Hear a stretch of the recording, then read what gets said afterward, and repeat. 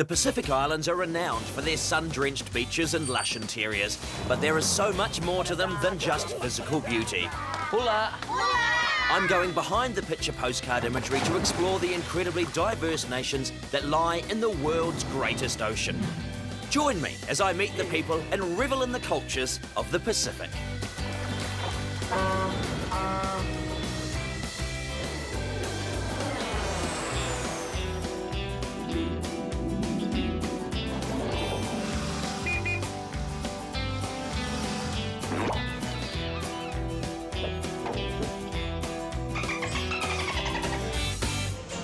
Samoans had been living on these islands for around 3,000 years before the first Europeans sighted the place in 1722. Today, the independent state of Samoa is home to nearly 200,000 people. The first thing that strikes me on the way into the capital Apia is the wealth of beautifully manicured gardens. I would go so far as to say that this is about the most picturesque piece of road I have ever had the pleasure of driving on anywhere in the world. Apia itself reminds me a lot of a small New Zealand town, albeit with a better climate and far more colourful buses. But in the midst of this modern township, an ancient Samoan ritual is being undertaken. A traditional tattooist is at work in an open-air whale on the Apia waterfront. What kind of design is this, Peter? A traditional one? Yeah, this is the traditional malu, Samoan girl's traditional tattoo. We call it malu. 17-year-old Meriini and her family have flown from American Samoa to have her leg tattoo, or malu, done by Peter. There must be a lot of mothers around the world who'd be quite horrified their daughters were getting a tattoo. Sorry, Samoa. Early European sailors actually mistook Samoan tattoos for elaborately embroidered pants. So what would this particular tattoo, what would its sort of meanings be? Well, Samoan tattoo, actually, all the patterns over here symbolize the duty of a girl in the family. And as we all know, no woman in a family is not a good family. She's always, it has to be the woman to be the one giving us the advice, good advice for actually, for how we run things around the family, you know? They are good for that, women. Yep. At one time, missionaries tried to ban tattooing, but it was so deeply embedded in Samoan culture that it never died out. You're euphoric. You know, you're kind of glowing with relief and happiness. Yeah, I'm very happy it's over. Just waiting for it to heal. How long will that take? A week? Easy. A week, yes. That's the hard part. I know, it is. When you go back over to American Samoa, all your friends are going to be going, oh. Nowadays, it's not really as strong as before. You see a lot of girls who are walking around with their mini pants showing their malus because they're proud of it. But tradition in the olden days, you're not allowed to do that. It's just the only day you show your malus when you're dancing in front of guests and special occasions. Yeah, it keeps it kind of special. Yeah, it is.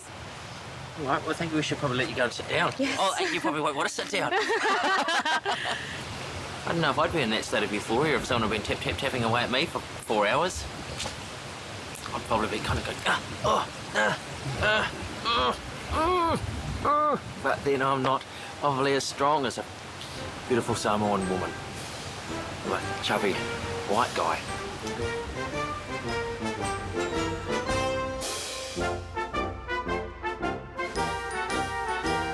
Samoa's first colonial overlords were the Germans, but all that changed in 1914.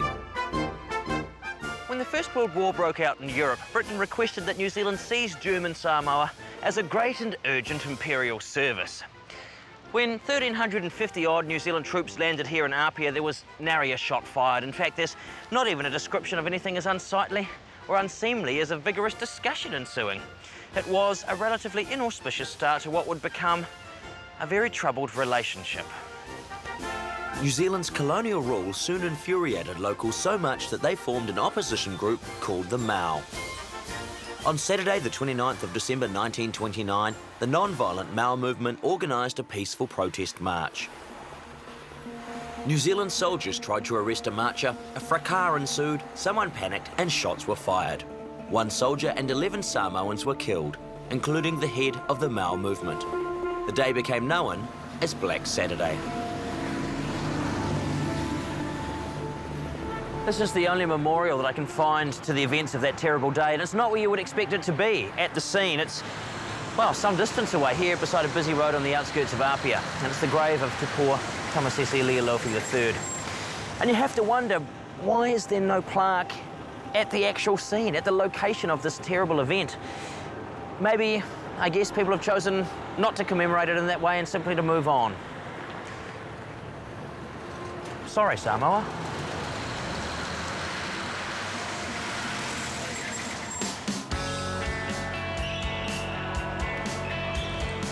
One of Samoa's most unique and perhaps most misunderstood cultural phenomena are whawhawhine. Whawhawhine are, according to the translation of the word, men who live as women.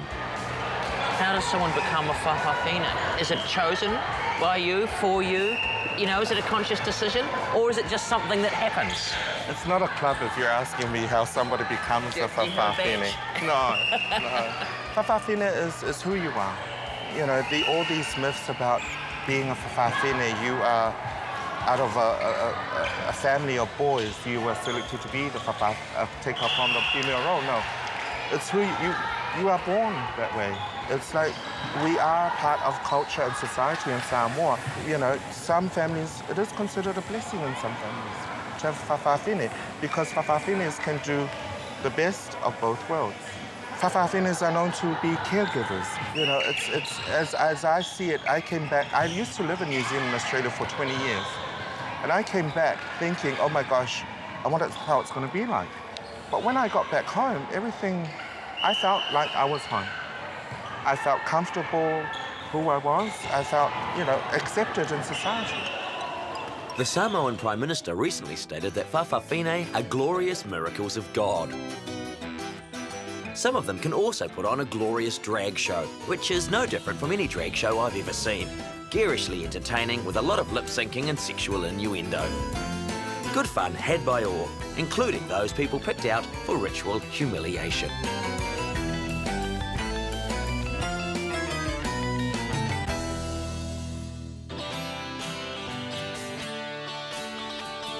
I'm popping along to Apia's big food market to meet expat New Zealander Gretel Jack. Hi, Gretel. How you doing? Good, and you? Nice day. Well, I'm quite hungry. Oh, good. Yeah. Gretel is a nutritionist who has worked with the Auckland Blues and Manu Samoa rugby teams. Like a game of rugby, this is a market of two halves. On one side, an array of healthy and exotic fruit and vegetables. On the other, cheap, deep-fried fare. As the traditional diet has declined, Samoa has unfortunately developed one of the highest obesity rates in the world. I'd heard that it is not common for someone to live to be in their mid-40s. Or is it that it's more common that people in their mid-40s die? Yeah, it's just not that unexpected to have a heart attack and die when you're in your 40s. Because I'm nearly in my 40s, I would find that absolutely terrifying. Yeah.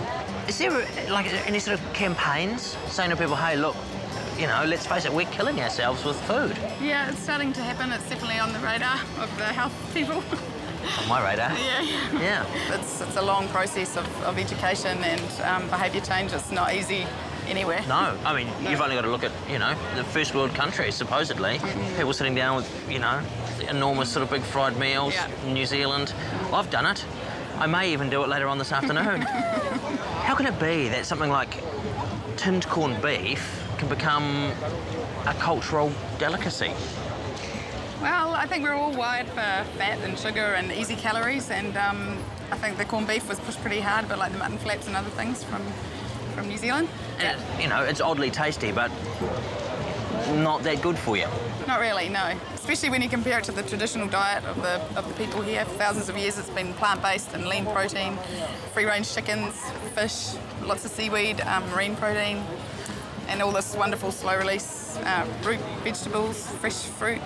Probably one of the best diets in the world, I would imagine. Yeah, I would think so, yeah. Yeah, and now superfoods everywhere. One of these superfoods is the odd-looking fruit, the sasalapa. Yeah. It's got a lot of black pips inside, so just get ready to split them out into your hand, but it's just delicious.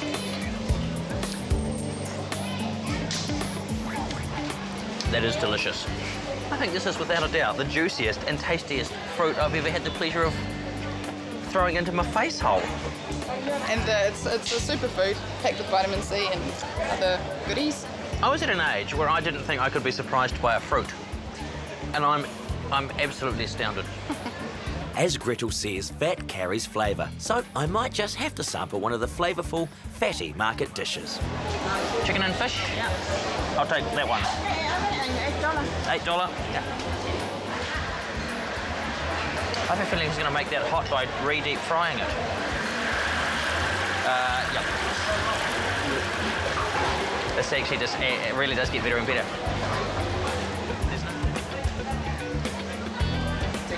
All right, oh, thank you. I don't think you get any better flavour than at least twice deep-fried chicken. I have the feeling I could be putting my life in mortal danger, but I comfort myself in the knowledge that it is all for the sake of research.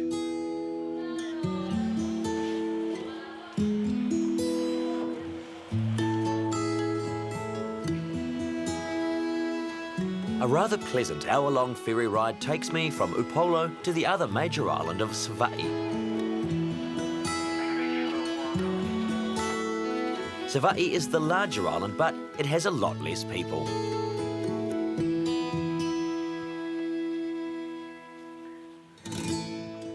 I am currently in the middle of nowhere.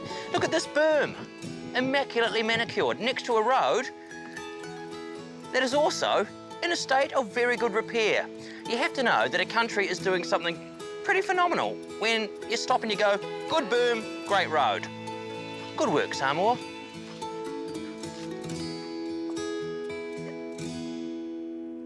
This is the village of Manasseh, and again, it's immaculate. You know what amazes me the most about Samoa? Is how clean it is. You see, we have a beautification program which is set by the Samoan Tourism Authority.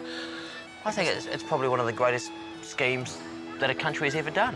So it's working very well for us in Manasseh because we're getting some sort of a price, but not much. Yeah. It's enough to keep the women's committee doing the work as weeding and keeping and sanding and make sure the banana's up for visitors when they're waiting for the bus. Just have a banana. Or they walk to a different village. Why not? Let's have one. Yeah. Oh, good sun-warmed bananas. Yep, they call it ladies' fingers. That's why I like them. Missy Looky. Missy Looky, lady fingers. Yeah. Oh. Well, that's a bloody good lady's finger. To be honest, the one thing I didn't expect to find on Savaii was a lava field, and this one is massive. All of this came from an eruption which happened over 100 years ago, and this is the church that lay in the way of the lava flow. You can see the imprint of corrugated iron that was, I guess, once the roof of the church. It's fallen in while the lava was still hot and forever been imprinted there. Can only imagine what people must have thought. You know, here is their church, the lava is coming inexorably towards them, and they would, I guess, have been praying and praying and praying. But I think it takes a lot more than the power of prayer to stop molten magma. The eruption lasted for 6 years, with the lava slowly engulfing the landscape. Incredibly, no one was killed, but it was clearly very annoying. As the heat of the sun bounces back off the lava, the whole place is a veritable oven. I think you'd have to be something of a lava lover to live here. Jeez. It's a piece of lava. Cooled, obviously, otherwise I wouldn't be standing here. Now, ordinarily, that would be a fairly interesting geological fact. What makes it more interesting is the fact that there is a sports field built on top of a field of lava rock. Little surprised that the school's motto is no pain, no gain. Geez, they must breed some tough little buggers here. Have a look at the try line. And as for the dead ball area, I honestly believe if the ball goes into there, it will die. It is that vicious. Ow. I'm actually too scared even to run on this field. I'm going to gently walk across it so as not to scrape or stub my toe. One thing Samoa is definitely not short of are coconuts. And this coconut oil processing plant is a new initiative to take advantage of this bounty of the land. It was started a year ago by a Samoan now living in New Zealand to provide work for his old village, where there are virtually no other paying jobs. This is the big oven under here, and you use the coconut shells to dry the coconuts. To dry up the coconuts. Nearly dry. So that's nearly dry, and then that'll just pop out of there. Take it up from here. And then that goes through the machine, that goes into the pile, gets burned, dries more coconuts. When we dry the coconuts from there, we bring it there. Bring it through to there. Inside this room. Right. This guy is working on taking it off. Oh, right. So these are the ones that have been dried, and his job is just to take all of those out of there. So I guess everything depends on whether or not he works fast enough. Yeah. And this is where all the real action starts down here. Yeah, the real action for the oil. Goes through there, gets ground up. You can already feel that that's quite oily. Smells like coconut.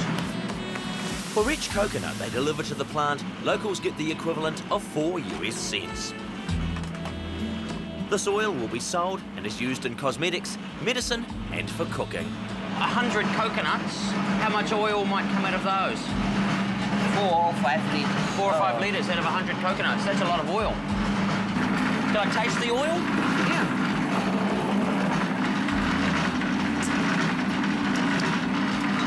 Excellent oil. That's good oil. Tastes a lot like oil. Actually more like oil and less like coconut than I'd imagined. Yeah, I'm not going to be rushing back to drink any of that again soon. Oh, actually, no, that's got quite a nice coconut aftertaste. That is good oil. What's the best thing about having the factory here now? I think this is the easy way for people of our village get some money, earn some money for what they need. Yeah. Especially on Sunday for church, you know, Samoa. Yep. All the money going to church every Sunday. Yeah. Food, kids for school. That's where they get money. After school, they can send the kids out and say, go and get some coconuts. Thank you. Thank you for coming. Keep up the good work. I knew there was a lot of coconuts around here that had to be used for something. I don't think I've been to a place with more coconut trees than this island, and to think that for all of those years, those coconuts, the majority of them just fell on the ground and were wasted. And to think, people say money doesn't grow on trees. Well, clearly it does. Especially if it's a coconut tree. There isn't much left to indicate the Germans were once in Samoa, apart from the odd Teutonic surname like Wolfgram and Smith. But I'm reliably informed that in the hills behind Apia there is a large lake, in which are the descendants of goldfish introduced by a German colonist over 100 years ago. Mountain man Eti has kindly volunteered to take me on the 2-hour hike to the lake. Just standing here admiring these beautiful cows. Yeah, Aren't they nice? they like staying up here on this level, high level up here. Yeah, it's nice and cool up here. Yeah. All right, I suppose we should get tramping. I'll follow you, I guess, seeing as you know the way. Okay, I'll just follow me. Anyone ever get lost up here? I do get lost here sometimes, but I'm not worried. You know, I use the stars at night and then the sunshine in the morning. You know, so plus there's no danger.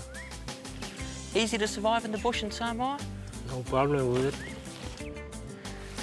What did this used to be? This used to be a tower reflect. Oh, for like telephones kind Communication. of thing. Communications. Yeah. And it was twisted down on 1991 cyclone valve, and now it's just sitting on the ground, and I dug a hole under it. This is my roof. I can sleep under this thing. Oh, really? Yeah. Under there? Yeah, it's put a couple of mosquito coil in there, cut a few banana leaves and use it as a mattress and sleep on it. I'm glad there's no snakes or anything on this island. That'd make that a very scary place to go and snuggle up in the middle of the night. Oh, you can see the power of the cyclone bending that. Yeah, it's so strong. It must be doing about 180 miles per hour, I think. You know. Outrageous. Phenomenal.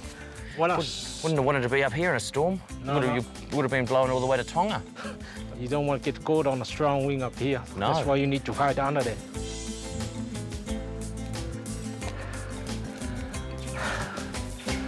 We are out here at the lake now. Did people used to live up here? Yeah, used to, at the time when they were fighting for independence, This is where the Samoa has to come and stay, and because the New Zealand army were chasing him around.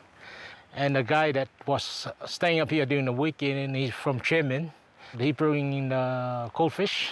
Could probably only have been a German who would look at this lake and think, you know what that lake needs? Goldfish. Goldfish. You're like a fish whisperer? Can you call them? They're not very hungry, are they? No, they're not. Only those ones from the deep there. They're almost as elusive as any other sign of Germans in Samoa. Because they had big plantations, didn't they, the Germans? Yeah, coconut plantation, cocoa plantation in those days. All that's left to do now is to take the 2-hour stroll back down the hill. And after such an arduous trek, there's nothing for it but a Samoan massage from who else but Eti's sister Suzanne. So this is grated coconut. The coconut cream's been squeezed out of it, mixed with freshly pounded ginger. Oh, it's a little bit like a marinade. Yes, yeah. And you'll come out with smooth skin. Smooth skin, Yeah. and it'll smell like a kind of, like a just about to be barbecued steak. Have we got the pot ready? I knew I was being marinated for a reason. All Samoans massage. Everybody used to massage everybody. Must have set the missionaries alight, I would imagine. Well, the missionaries look at it as something very sexual and sensual, so they looked at it as evil. And now they've come back and they're looking for a massage. Yeah. It must have been hard for the missionaries, you know, to come down to this beautiful part of the world, you know, I know, eh? beautiful people, and then try to convince them that there was somewhere better than this. Do you believe in Santa Claus? No. See? It's the same with church. Do you believe in the white man's God? You know, I have had a lot of massages over the years. Well, I say a lot. Not all that many, but there has never been one that has left me feeling both relaxed and invigorated. And, better still, I smell good enough to eat.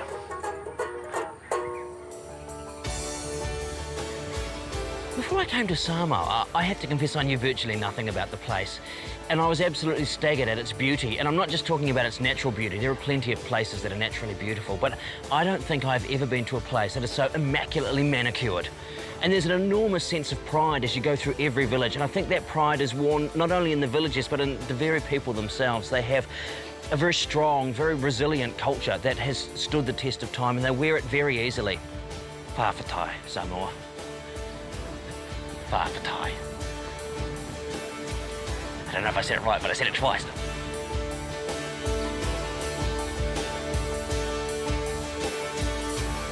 This program was made with the help of New Zealand On Air.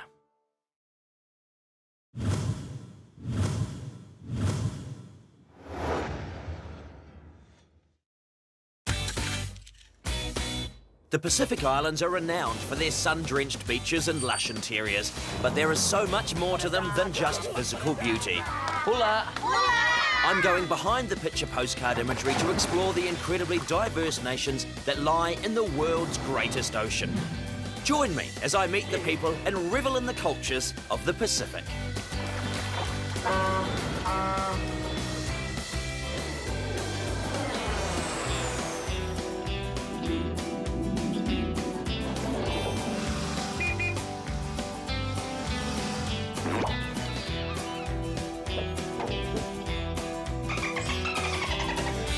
If you've ever flown to Rarotonga in the Cook Islands, then you will have seen and heard Jake Numanga and his ukulele. A lot of airports around the world play pumped-out music. Here in Rarotonga, it's you. How did that happen? Well, this happened years ago. I used to work here as a firefighter. And the chairman of the board of directors of the airport those days asked me if I could do it. I said, okay. Same songs every day, every time? All different. I look at the people, I know which song will I sing to make them happy. What are you singing today to the people who are leaving? I'll sing anything. Marvellous. I'll see you when I leave. Okay, I'll sing you out.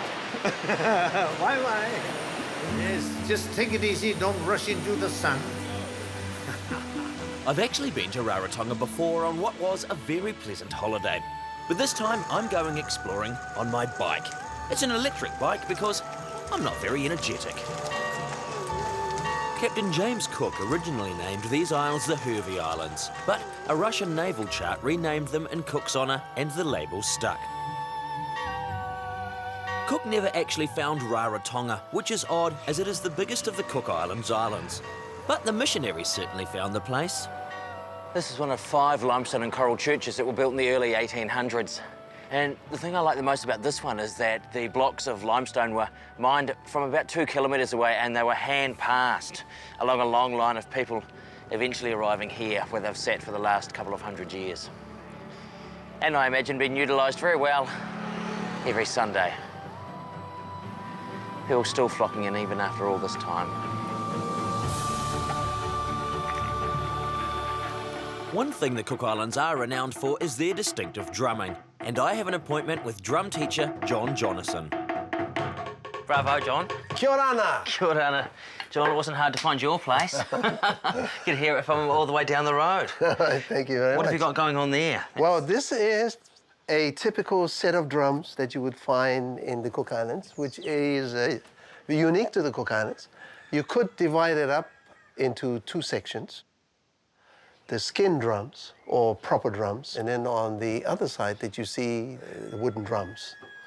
The wooden drums came through from the west, and the skin drums came through from the east, and the Cook Islands is the mix. I'll play the bass, you play the pomo. It's actually hard. It actually is hard, because I actually have trouble clapping in time with people. Okay. Yeah. Well, you're not supposed to be in time. No. You should So be very therefore good I at should this be perfect. instrument. All right. Okay, try again.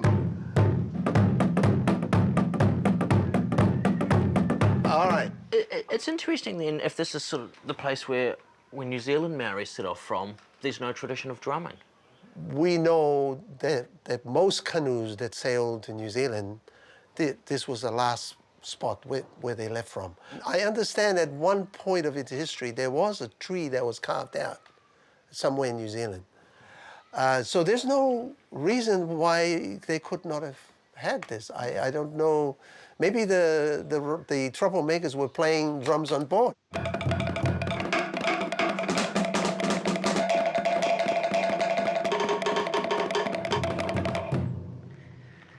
You know, I've done a lot of things in my time, but given my natural sense of non-rhythm, I guess my arrhythmia, that was about the most difficult. And I honestly thought I didn't have any rhythm in me, but John's given me a little book with all of the sort of Cook Island drum beats, and I think I'm going to take it up, which means that on the flight home, I'm going to be a very annoying passenger whacking away at my tray table with a couple of pencils. That'll please most of the people on the plane.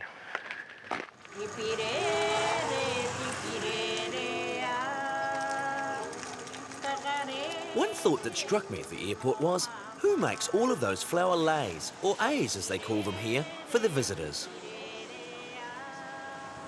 Kia ora, Nono. Kia ora, Reira. How are you? Very good, thank you. And here is everyone busy at work. Yes, they're all busy over here selling A's for families that's coming off the flight this afternoon. There are about 100,000 visitors arriving each year. And given that most of them are given floral A's, that is an enormous number of flowers. Hey. And then who generally makes them? Is it sort of young people, old people? Is it sort of something that you can sit around and do in the morning and make a big batch up for the plane and then that's it for the day?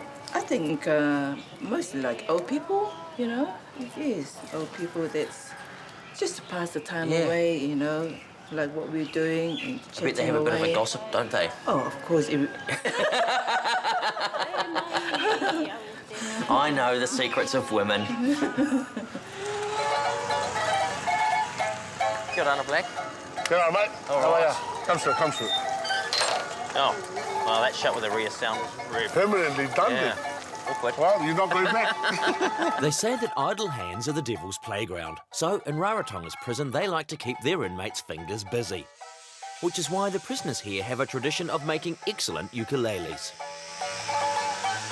I can't really imagine that they would let prisoners at home loose with a chainsaw. Thousands of ukuleles over the years. And helps, supports the prison and our other projects like rehab, trying to teach them How to look after themselves. how to look after themselves. Why do you think the ukulele took off here? It's so beautiful and nice. But if I was to play it, I need a woman to dance. Ah. There's only one of them here, isn't there? It's not really going to work out. No. Do you ever have anyone who's a really good ukulele maker and their time here is finished and you think, oh, sad to see them go? Of course. Yeah. Of course. But they still make them outside. Right. And that's their money making outside. Give you a sense of satisfaction, you know? They come in, no skills, go out again. Yes. Don't come back. It does. But even though they do come back, but they at least have learned something. So come in with nothing, go back with something. Yeah. Come back again and they make better ukuleles the next time. They make better. Make better. Sure.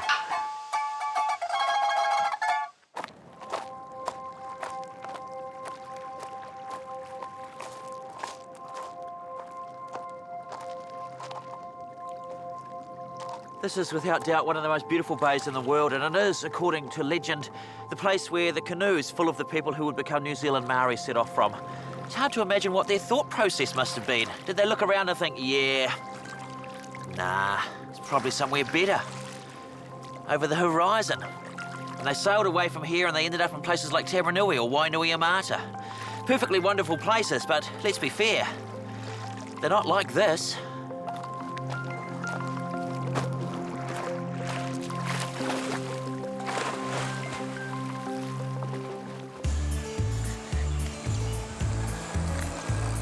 The Cook Islands and New Zealand have a very close relationship. The islands are self-governing, but New Zealand is responsible for their defence and foreign affairs. Unfortunately, in the past, the Cook's government had a not-so-great record when it came to money matters. And this failed resort, which many a tourist would have driven past, is a testament to that mismanagement. Party bath. After a fraught history involving Italian banks, missing financial records, a Japanese fraudster, and quite possibly the mafia, the project came to a grinding halt in 1990. It's easy to imagine what should have been the swimming pool area, the 18-hole golf course. An Australasian voice somewhere in the bar area berating the perceived tardiness of the arrival of their cocktails, the squeal of an abandoned child neglected in kids' club. Paradise. The Cook Islands government was left owing a staggering $100 million. 23 years, tens of millions of dollars, and so far, not a single paying guest. Appalling.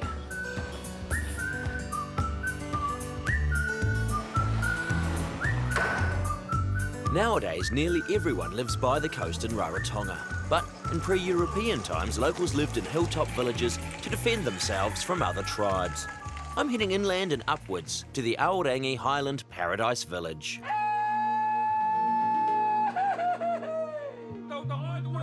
On every marae, there must be a time set aside for the lifting of the tapu, the sacredness of the marae, before we explore the whole site. Must have been amazing, you know, in the time when there would have been, I guess, what, hundreds of people here, all the different ranks and all the people welcoming people into the marae. This is one of the sacred marae, and you can see the layers. It tells the authority. And then the rangatira, then the mataiapo, and then the people. There is so much here that's familiar from Māori culture. The porphyry, the acknowledgement of ancestors, the challenge and welcome onto the marae.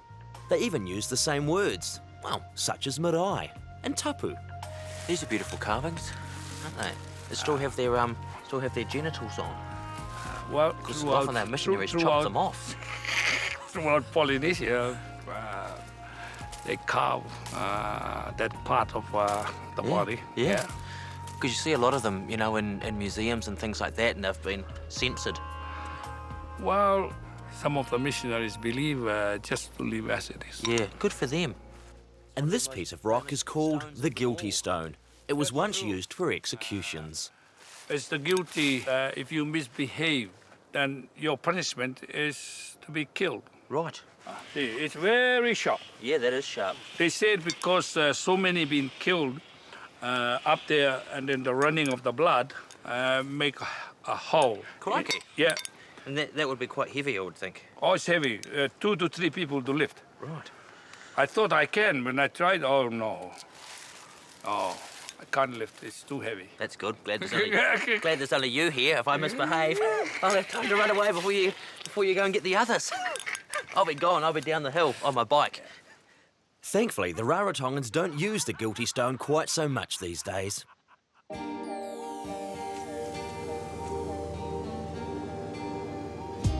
About 200 kilometres northeast of Rarotonga is the island of Achu.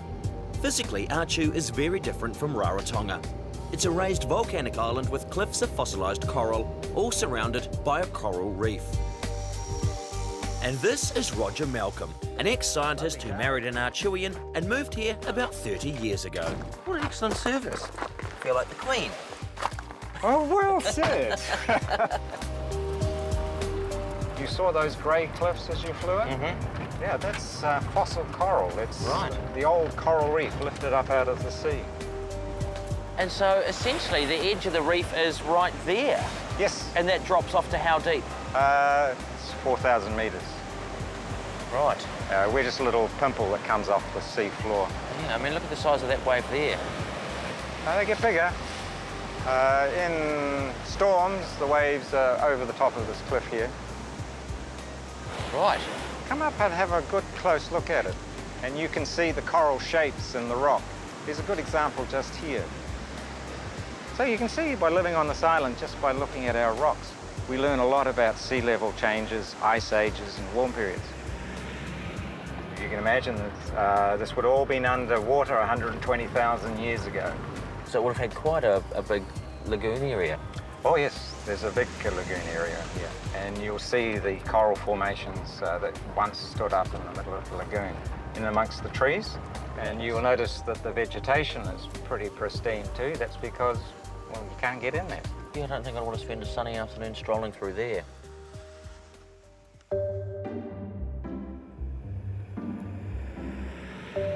A big problem facing the Cook Islands is depopulation. There are 58,000 Cook Islanders in New Zealand, but only 12,000 actually live in the Cooks. The local clergy of Achu, though, have faith that there will be a resurgence of their flock. Catholic Church seats 200.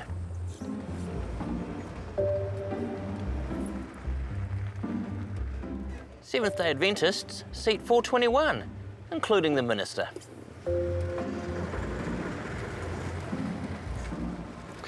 And this is the recently renovated Cook Islands Christian Church, which seats 900. And all of this on an island with a population at last count of 447.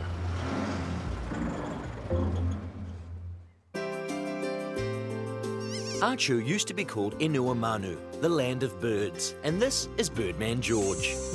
George used to work in a timber mill near Rotorua before moving back to Achu and becoming a world-recognised ornithologist. Now we're looking for the flycatcher. I've seen a glimpse of it. It looks like a slightly anorexic, oddly ginger sparrow. Very rare. How many of them left in the world? But now we got 300 birds, and Rarotonga got about 200. Right, so that's about 500. Yeah. Wow. There's 20 pairs in this area. Right. So they hold their own territory. And as the young birds we saw before, they will be pushed out of the territory by the parents around November, because that's when the breeding season starts. What got you interested in birds? As my grandfather said to me, you look after the birds, or else the birds will look after you. But what he means then was, like the pigeons and that, you can eat them. But nowadays, we're the opposite. We don't eat them anymore. We're trying to protect them. The timing of my trip is rather fortunate, as today there are 6 flycatchers being flown up from Rarotonga for release. This is being done to widen the local flock's rather limited gene pool. How many of these left in the world? Yes, don't kill one. Yes, don't kill one. It was sitting on my fingers there for a while. Very feisty. One. Good. Do you need any of these? He's ducking in, all right. Red and blue. There we go. All right. Can you just open your... Yeah.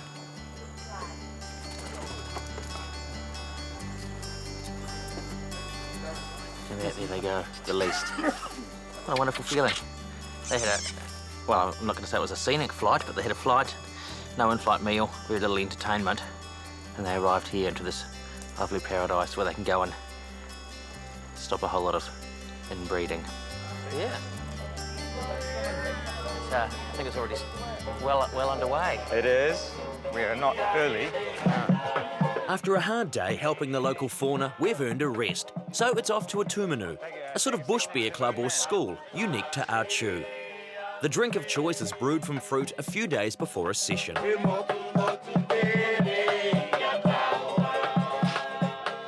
Welcome to the Ponui tonight. Make the most of it over here at the Ponui. So when you go back to your home country, take part of Achu with you and share to your friends. Oh, and what's the story behind them? And there are 8 of them? So we used to have 12. That was the maximum number we got up to. But as our populations dwindled, now we're down to 8. One of them has 1 member. Really? Yes. Just one guy brewing his own booze and sitting Correct, in the bush drinking it. So are there any rules? If you make trouble, they will send a message across to the leaders of the other tumunu, not to allow you to be a member of the group. That means you have to stay home by yourself. Once you had enough, don't say to somebody else that you are living up on your bike or truck. Get lost. Get lost. To your home. Well, I'll be on my best behaviour, otherwise I'll have to go and start my own tumanu.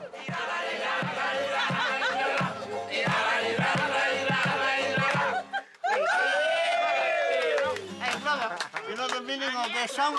A bambino. Ah. We're gonna bring the bambino back. All right.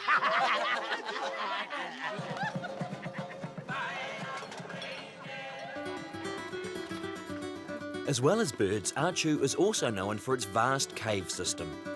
Today, Marshall and I are in search of the extraordinary native corpecker bird, which makes its home in one of these caves. Okay, yes, I just somewhere there. You wouldn't want to come bumbling through here in the dark, would you? No, definitely no. There's a convenient ladder. I know. If you wrap your right arm around the tree, left arm on the rock, and just hang on to those, then it's really useful for getting on the ladder. All right. Goodbye, sunshine. Hello, darkness. My old friend. These are caverns on a grand scale. If they were anywhere else in the world, there would certainly be a queue to get in. But today, on Achu, just me and the birds. Oh, well, let's go up here, Radar, and then we can see these nest sites and things better. Now, that is definitely a crab, not a bird. That's a mother up there sitting on a nest. She's got 2 eggs in there. These birds are very, very unusual, apart from it being the only place in the world you'll see this bird, and we only have about 600, and that's the total population. The birds have very unusual characteristics. For example, they never land outside the cave, which is unusual. These birds can find their homes, which is a nest the size of a dessert spoon, in total and utter darkness. Amongst all of the stalactites. All these stalactites, yeah. roots and things like that. It sends out a signal, it bounces back, and yes, one there now. So this and then it measures the echo, distance. Yeah. Incredible. Here's another bird coming through here. The more light they have, the less the clicking. The less light, the more clicking. They compensate straight away as soon as I turn the light out. Who would have thunk it, eh? Up there. Yeah, Jungle. Why not nest out where the bees are? Yeah. You know, they would be out of the weather, they wouldn't have to echolocate, and there'd be fewer crabs. But no, they come in here. There are crabs. And as I say, the further back into the cave goes another 150 metres from here. And the deeper you go, the more nests you find. I was just worried about crabs, actually, at that point in time. Oh, so if they come to your knee, you want to worry about it? Yeah. Yeah. Yeah, you're looking for a coconut crab. Wow, just anything that's going to... You'd be lucky, but... nip me somewhere inappropriate. I've never been in a crystal clear underground lake before. Well, I call it a lake, it's more of a pool. It's an oddly romantic experience.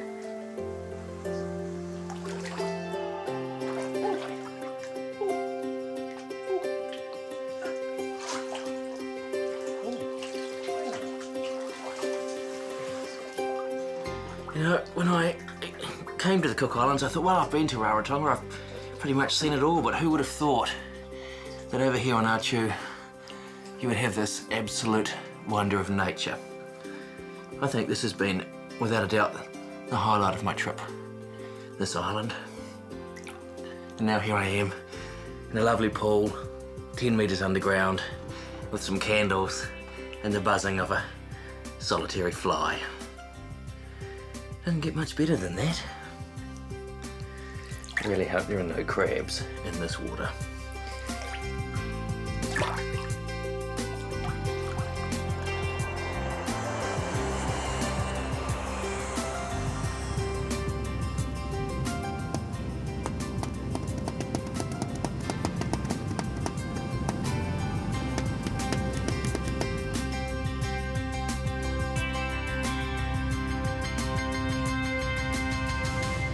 This program was made with the help of New Zealand On Air.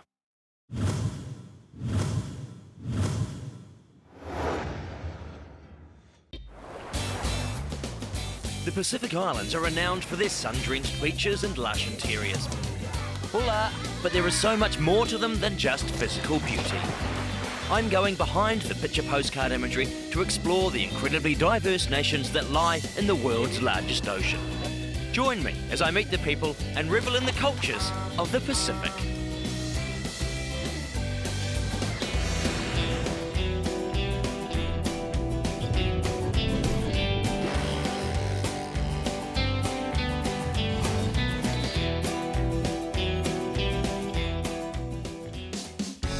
When I said I was going to Easter Island or Rapa Nui, people would invariably say, "Oh geez, I've always wanted to go there." It's one of those places that captures people's imaginations, possibly because it's the home of the Moai, the island's ancient statues and the basis of one of the world's last great unsolved mysteries. The original Polynesian settlers called this tiny blip in the ocean Te Pito or Te Henua, the navel of the world. And it certainly is a very long way from anywhere. Its nearest neighbour some 2,075 kilometres to the northwest, the not-so-salubrious Pitcairn. 3,500 kilometres this way is Chile, and if you head about 7,000 kilometres that way, you get to New Zealand. All of which leads me to think, how on earth did they find it in the first place? And not only how did they find it, but then how did they find it again after they'd found it the first time and decided to go and tell someone they'd found it, so that they could turn back up here again with some ladies? Easter Island is governed by Chile, and roughly half of the 5,000 people who live here are ethnic Chileans. The other half are indigenous Rapa Nui, and there has been a call from many of them for more autonomy.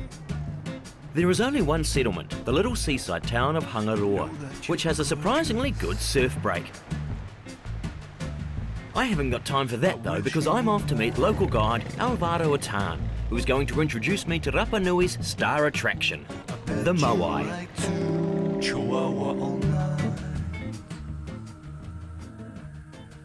Who are these gentlemen? I'm assuming they're men? Yes, they're men. They were the most important people of the community and had the right to be buried on the Ahu, because that's the name of it, Ahu. The belief was that that person came back to life again while, when the statue, the top knot, and the eyes went on.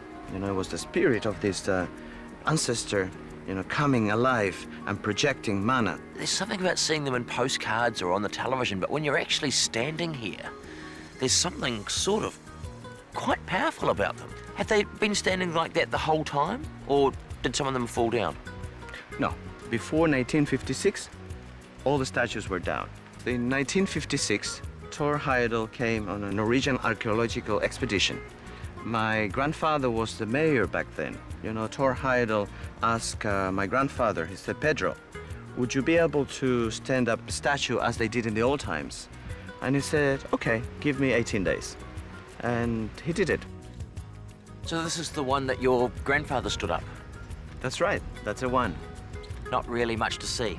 Well, not for now. They're actually working on it. Over the years, the erosion, you know, being near the sea, you know, the humidity is eating it away. They seem so permanent, yet obviously strangely fragile. Yeah, very, very fragile. Do you think they must get a bit frustrated because they never get to see the beach? They just have to look inland and they can hear the beach, and there's all these people down here in swimsuits and they have to steer resolutely back inland. Well, that was their mission, to look after the people, not to have fun. There are a staggering 887 moai. The mystery of how these megaliths were transported across the island is still fiercely debated. Many of them, though, remain here at Rano Raruku, the quarry where they were carved out of tuff, a soft rock of compressed volcanic ash. I definitely recognise these two. Yeah, they're the most famous statues, I think. They're in the cover of magazines, they're in the cover of books, you know, a lot of commercials. Yeah. And this is only the top of it. You know, only, you know, if you could imagine the whole body underneath, it's buried. So it's probably 7 or 8 meters further down. Incredibly audacious even to contemplate moving something like that. No one really knows why the Rapa Nui suddenly stopped their statue building, leaving moai half-carved or abandoned where they lay. What we do know is that the tall trees that once covered the island disappeared during this period. One theory is that those trees were felled to transport the statues. With the big trees gone, there was no ability to build big canoes, and thus they couldn't go out and catch big fish. This led to a lack of food and civil unrest. But that's just one theory. Maybe they just got really sick of carving them. In many ways, it is one of the last great mysteries of the world. It'd be a shame if everyone actually did figure it out, wouldn't it? You know, Yeah. take away some of the magic. That's right. One thing Rapa Nui is certainly not short of are horses. There are apparently as many as 8,000. In the 1800s, Peruvian slave traders and European diseases devastated the population of Easter Island.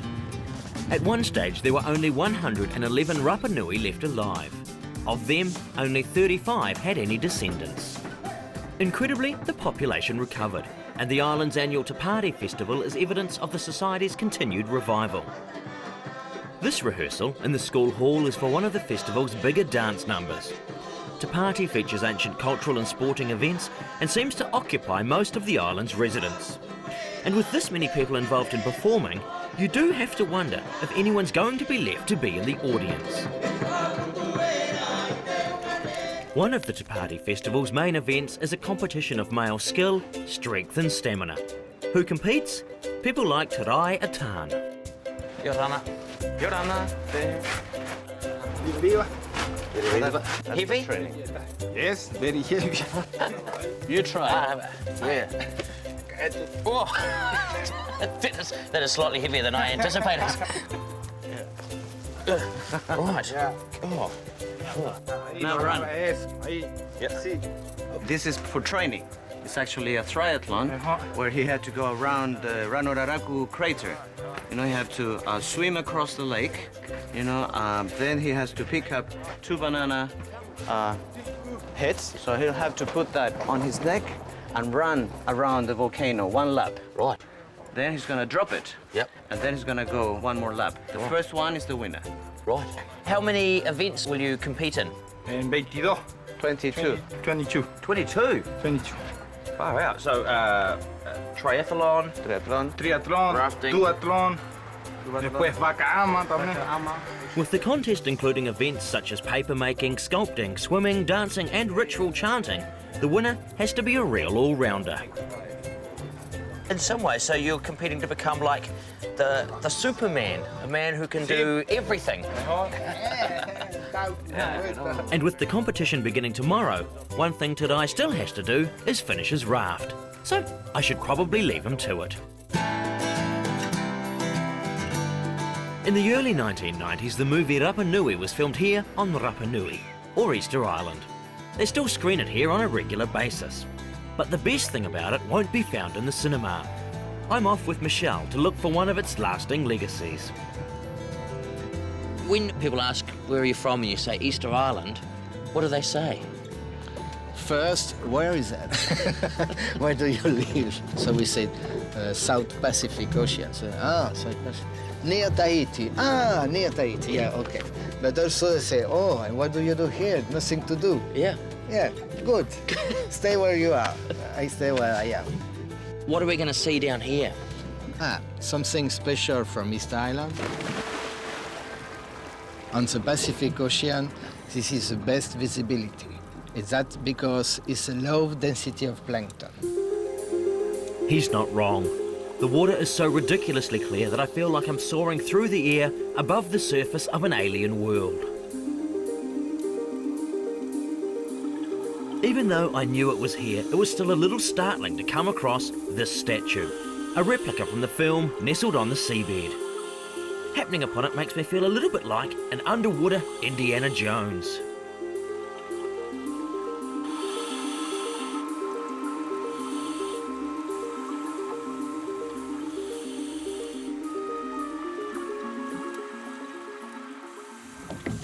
And I thought I was too cynical to be caught by the mystery of Rapa Nui. Nah, even me. Well, after all of that excitement, it's time to go and lend a hand in a banana plantation owned by Mark Shields. Yorana, Mark? Yorana. How's things? Good, mate. Yourself? Very good. Busy in the garden, obviously. Yeah, just trying to get rid of some of this taroko, this grass here. So what you want to do is just get your hand like this, put it up. I've pulled out weeds before, Mark. Cool. I didn't want to pull out anything that was some, precious Rapa Nuian crop. I don't even know what that is. What was it that brought, a young guy from West Auckland all the way here to Rapa Nui? I met my wife at university in New Zealand, and she sort of brought me over here. And when I arrived here, I knew nothing about the place, really. Had no idea that they even spoke Spanish here. I didn't even know it was part of Polynesia. I mean, it's embarrassing. But now I'm a guide on the island, so hopefully I know a little bit more. Any criticism, I guess, of here's an outsider coming through, showing people around? The marriage into the culture is the crucial part. If you were a Chilean or just someone from outside who came and just started up a business, I think there'd be a little bit of unhappiness. And fair enough. I mean, the Rapa Nui have got to do work as well. When you say that you're coming here, it really is almost invariably someone goes, oh, I've always wanted to go there. Oh, yeah. The Moai really were made to sort of watch over the people, to give blessing to the people. And ultimately, they did in the end, through tourism. Because if those Moai hadn't been built, why would anyone come here? Exactly. So exactly. They really saved the people, in a way. They've got this incredible legacy. Yeah. No, they have. So whose ever idea it was? Yeah, good on them. I want to shake his hand. Yeah. Hey, certainly gave me a job. Yeah, exactly. And then not only to go, hey, I've got an idea, but then to convince everyone else that it was an awesome idea. Yeah. Mark's wife, Tuhitera, is also a guide, and she's showing me around Orongo, another revered site in Rapa Nui culture. So, what are we looking at down here with this island? These islands were very important competing the ancient people to over there in the time of the Birdman cult. So you have the runners. They have to run down the cliff and swim, get this egg, and straight to have to come back. Right. Yeah. Not only is it quite a long way across the sea, but it's also down quite a steep cliff. Yes, indeed. You have something like 300 meters of cliff that you have to go down. What was the point of the Birdman competition? The whole idea is to really elect a new Birdman for ruling the power in the island. He has to be in meditation for a whole year and think about new ways of bringing back harmony and abundance into the island. Right. I heard that the winner has to go away and be by themselves for like a whole year. Exactly. Yes, he would... Funny kind of prize. Well, the good prize is that he had a virgin girl. Ah, right. You didn't know that. After studying in New Zealand, Tuhitera returned to Rapa Nui, the face of which was changing fast due to an increase in tourists and Chilean migrants. It seems this strange thing that's happened in the last few years where you had all of these Rapa Nui people and then suddenly now there's a whole lot of Chileans, and things are getting a little bit out of balance. Yes, you're right. It's a good observation. Well, you know, the thing is that the island in itself is very small and the resources are very limited. So at the same time, that's why the Rapa Nui people are saying that, you know, we are asking to the government to start controlling immigration, you know. It's not because we want to be racist or whatever. It's just because on the island, you know, there's already young people that went to studies, and when they come back, there's no jobs because they are all occupied by these people that come from the mainland. When you were in New Zealand and people said, where are you from? You said, I'm from Rapa Nui. Yeah. Amazed you that a lot of people would know about it? When I meet with Maori people, I tell them that I'm Rapa Nui, and it's just arms that open. That's how it is, because we feel this bond very deep, and it's the same when they come here. We are all fighting who's going to be with the Maori people.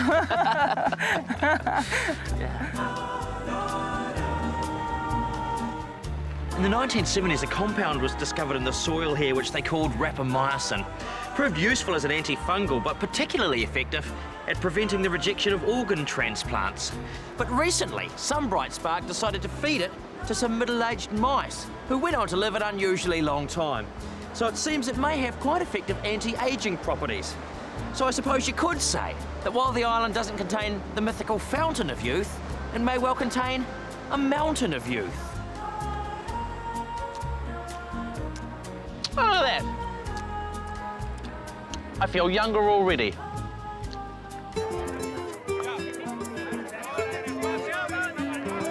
Most of Easter Island's population and a lot of Chilean tourists have turned out today to see the first event of the Te Pāti competition, the triathlon. And my man Tarai looks in fine form. Por favor, más fuerte el aplauso.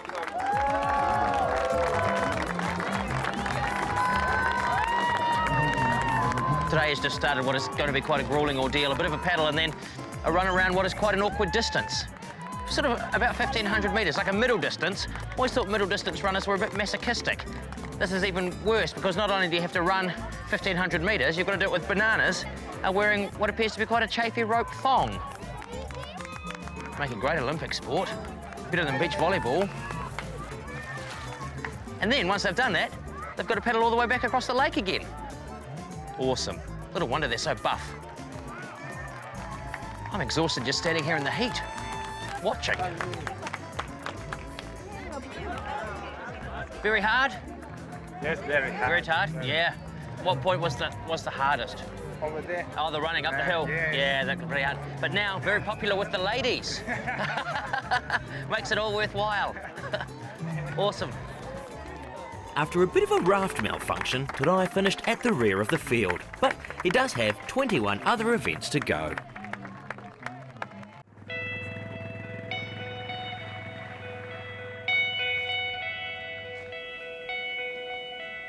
Other than a few sheep, this derelict wool shed and yard are the last real evidence that Easter Island was once a sheep station.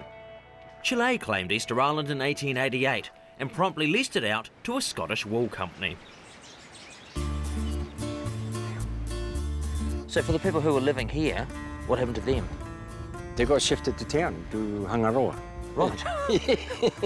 So that the sheep could live here? Yeah, this is it for the sheep.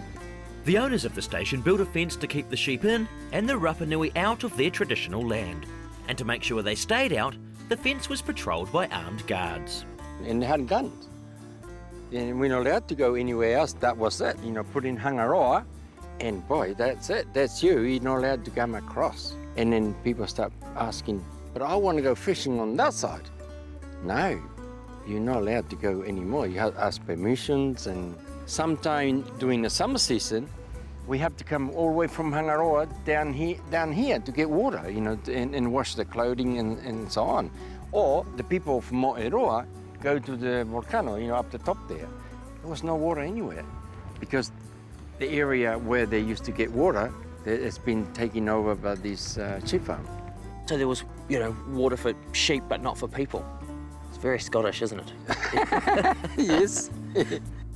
It wasn't until the 1960s that Rapa Nui were once more free to access their former land. These magnificent stone structures are some of the only buildings left on the island. And you think they must have been very special, perhaps a burial place or a treasure house. But nope, they're chicken coops. And as a chicken fancier, frankly, I'm astounded. Little chicken hole down there for them to go in and out of. But it begs the question, once the chickens are in, how do you get the eggs out? Another of the mysteries of Rapa Nui. Awesome. Another of the mysteries is why we don't have pineapples as sweet and as succulent as theirs. I mean, look at this. You can just eat them like an ice cream. Fantastic. This afternoon, Alvaro is taking me to meet Isabel, who's going to initiate me into the Rapa Nui art of kai kai, storytelling with string. Kia tarirau kumara I te ehu I te kapua pua. Where did the tradition of this begin? Where did it come ¿Cómo from? esta tradición empezó? Bueno, esa tradición empezó de generaciones por generaciones. This has been something that has been passed from generations to generations. Some of them, for example, are for women to seduce men, and others for men to seduce women. Oh, I see. So there's different types depending on what would you like to... Yeah, and they work? Very sexy, sí. String is the universal language of love. Yeah, see? And so, in some ways, were they used, like, instead of writing a story down, you would have the story here and you would follow it through the string and the chant? La historia de lo que pasó con el kaikai. Yeah, so they're all stories, like this one, for example, about the children playing with each other. And the figures that you see there are actually the characters, the children. Ah, yes. So, and there is stories for everything. Is it competitive, the competitions for it? Sí, hay una competencia, ahora viene la tapati. Yeah, especially now for the festival of the island, Tapati Rapa Nui, there's going to be a competition. Have you won many times? Siempre gana. She always wins. Always wins. Y ahora la gente no me deja competir porque uno es maestro, no puede Now competir. she's not allowed to compete. What? Because she's a master. Ay, nini, paake, keva, korua, komahaki. Komahaki. Right. And then I'd have to practice that a lot in order to remember. My fingers are a bit short. No importa. That's not important? That is excellent. So I'm not very good at the piano, but I'll be very good at telling stories. Marvellous. Thank you. Okay. Bravo. All right, see if I can get out. Look at that. And, oh. Puedo regalar. Oye, llora. No, not. Back at the Tapati Festival, the contestants are now turning their hands to stone carving, Tarai's specialty event.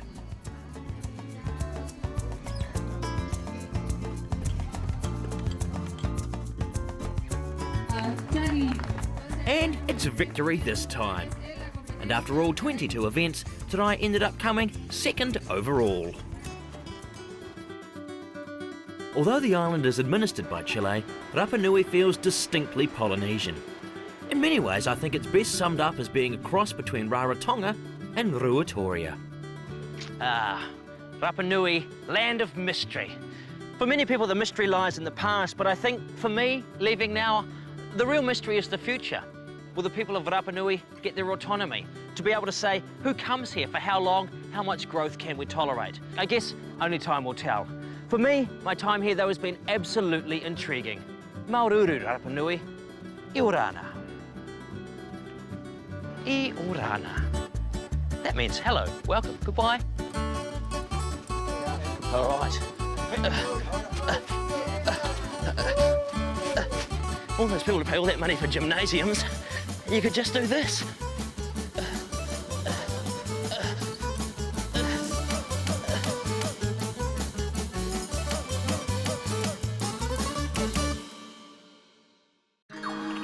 This program was made with the help of New Zealand On Air. Thank you.